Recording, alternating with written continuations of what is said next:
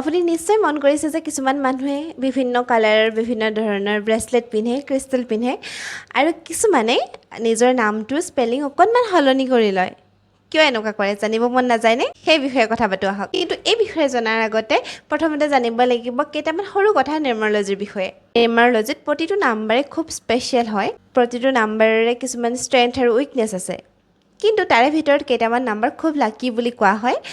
সেইকেইটা হৈছে মূলাংক 1, মূলাংক 5, মূলাংক 3 এণ্ড মূলাংক 6। ইয়াৰে ভিতৰত যদি আপোনাৰ মূলাংক 5 হয় তেতিয়াহ'লে আপুনি আৰু অকণমান বেছিকৈ লাকি।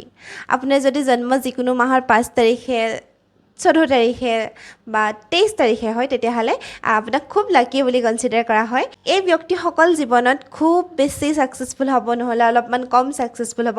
কিন্তু তেওঁলোকৰ জীৱনলৈ ছাকচেছ নাহিব, অপৰচুনিটি নাহিব বা তেওঁলোকৰ গ্ৰ'থ নহ'ব, এনেকুৱা হ'বই নোৱাৰে। চ' আপোনাৰো যদি নাম্বাৰ 5 তেতিয়াহ'লে আপুনি খুব লাকি।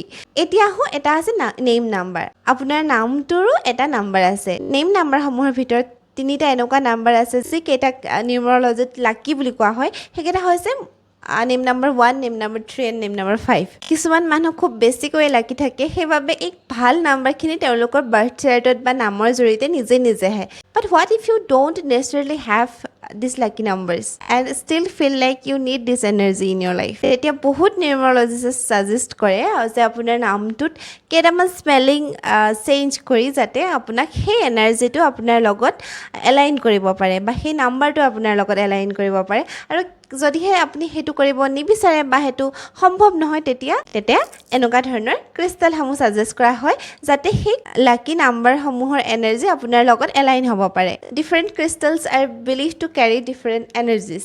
মানুহে এইবোৰ ইউজ কৰে confidence, success, communication, luck, emotional balance, protection এইবিলাক নিজৰ জীৱনলৈ এট্ৰেক্ট কৰিবৰ কাৰণে।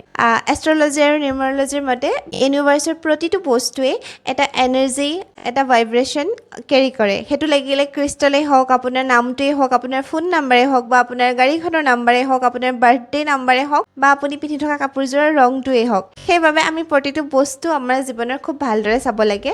ক্ৰিষ্টেল বুলিয়ে যিকোনো ক্ৰিষ্টেল আপুনি পিন্ধিব নোৱাৰে। যিটো ক্ৰিষ্টেলে আপোনাক ছাপোৰ্ট কৰিব সেই ধৰণৰ ক্ৰিষ্টেলহে পিন্ধিব পাৰিব।